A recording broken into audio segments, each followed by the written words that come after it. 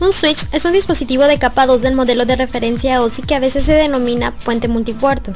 Los switches toman decisiones de envío en base a las direcciones MAC que se encuentran en las tramas de datos transmitidos. Aprenden las direcciones MAC de los dispositivos conectados a cada puerto, y esta información se guarda en una tabla de conmutación. Con frecuencia en una red Ethernet, las estaciones de trabajo están conectadas directamente al switch. Los switches aprenden que host están conectados a un puerto leyendo la dirección MAC origen en las tramas. El switch abre un circuito virtual solo entre los nodos origen y destino. Los switches crean un circuito virtual entre dos dispositivos conectados que desean comunicarse. Al crearse el circuito virtual, se establece una comunicación dedicada entre dos dispositivos. La implementación de un switch en la red proporciona la microsegmentación. Esto es análogo a una carretera que se divide en varios carriles, en la que cada automóvil tiene su propio carril exclusivo. Los switches reducen la escasez de ancho de banda y los cuellos de botella en la red, como los que surgen entre varias estaciones de trabajo y un servidor de archivos remoto. Segmenta las LAN en microsegundos, lo que reduce el tamaño de los dominios de colisión. Sin embargo, todos los hosts conectados a un switch siguen en el mismo dominio de broadcast. Los switches utilizan la microsegmentación para reducir los dominios de colisión y el tráfico de red. Esta reducción da como resultado un uso más eficiente del ancho de banda y mayor tasa de transferencia. Los routers y los switches de capa 3 utilizan direcciones IP para enrutar un paquete. Los switches LAN o de capa 2 envían tramas en base a la información de la dirección MAC. Existen dos métodos de conmutación de trama de datos, la conmutación de capa 2 y de capa 3. Los routers y los switches de capa 3 utilizan la conmutación de capa 3 para conmutar los paquetes. Los switches de capa 2 y los puentes utilizan la conmutación de capa 2 para enviar tramas. La diferencia entre la conmutación de capa 2 y capa 3 es el tipo de información que se encuentra dentro de la trama y que se utiliza para determinar la interfaz de salida correcta. La conmutación de la capa 2 se basa en la información de la dirección MAC. La conmutación de la capa 3 se basa en las direcciones de la capa de red o en las direcciones IP.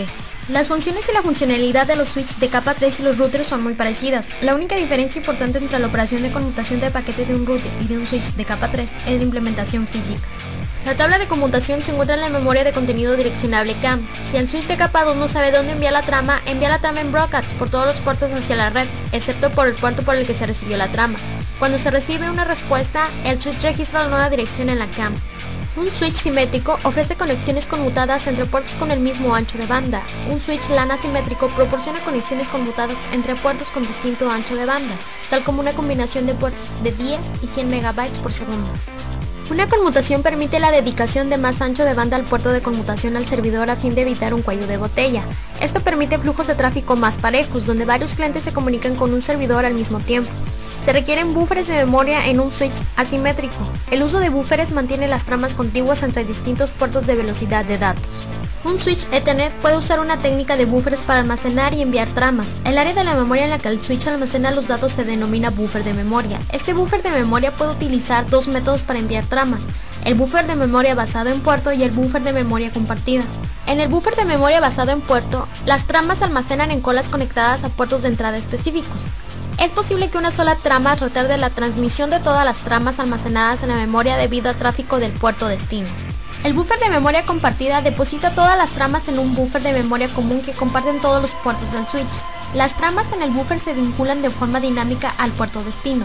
Esto permite la recepción del paquete por un puerto y la transmisión por otro puerto sin tener que colocarlo en otra cola. El switch conserva un mapa de enlaces de trama a puerto que indica por dónde una trama debe transmitirse. El enlace del mapa se elimina una vez que la trama se haya transmitido con éxito. Existen dos modos que se utilizan para enviar tramas. 1. Almacenamiento y envío. 2. Método de corte. El almacenamiento y envío recibe la trama completa antes de enviarla, mientras que el método de corte envía la trama a medida que la va recibiendo, reduciendo de esta manera la latencia. Conmutación rápida y libre de fragmentos son dos formas de envío de método de corte. Cuando las estaciones en las distintas interfaces necesitan comunicarse, el switch envía tramas a la velocidad máxima que el cable admite de una interfaz a otra, para asegurarse de que cada sesión reciba el ancho de banda completo. Para conmutar con eficiencia las tramas entre las distintas interfaces, el switch mantiene una tabla de direcciones. Cuando una trama llega al switch, se asocia la dirección MAC de la estación transmisora con la interfaz en la cual se recibió. Hasta que un dispositivo no empiece a transmitir, el switch no sabe su dirección MAC. Las principales funciones de los switch Ethernet son dos: aislar el tráfico entre los segmentos y obtener un ancho de banda más grande por usuario creando dominios de colisión más pequeños. La primera función, Aislar el tráfico entre los segmentos permite lograr mayor seguridad para los hosts de la red. Dicha segmentación permite a varios usuarios enviar información al mismo tiempo a través de los distintos segmentos sin causar demoras en la red, compartiendo el mismo ancho de banda al comunicarse entre sí. Cada segmento cuenta con su propio dominio de colisión. La segunda función se denomina microsegmentación. Esta permite la creación de segmentos de red dedicados con un host por segmento. Cada host recibe acceso al ancho de banda completo y no tiene que competir por la disponibilidad del ancho de banda con otros hosts. Los puentes y los switches solo envían tramas que necesitan viajar de un segmento LAN a otro. Los puentes y los switches aprenden de la siguiente manera: leyendo la dirección MAC, origen de cada trama o datagrama recibidos, registrando el puerto por el cual se recibió la dirección MAC. De esta forma, el puente o el switch aprende qué direcciones pertenecen a los dispositivos conectados a cada puerto. Un switch crea una tabla de conmutación al aprender las direcciones MAC de los hosts que están conectados a cada puerto de switch. Cuando dos hosts conectados desean comunicarse entre sí, el switch analiza la tabla de conmutación y establece una conexión virtual entre los puertos. El circuito virtual se mantiene hasta que la sesión se termine. Cada puerto de switch puede considerarse como un micropuente que actúa como un puente distinto y ofrece el ancho de banda completo del medio a cada host. Cuando un host se conecta a un puerto de switch, el switch crea una conexión dedicada. Esta conexión se considera como un dominio de colisión individual.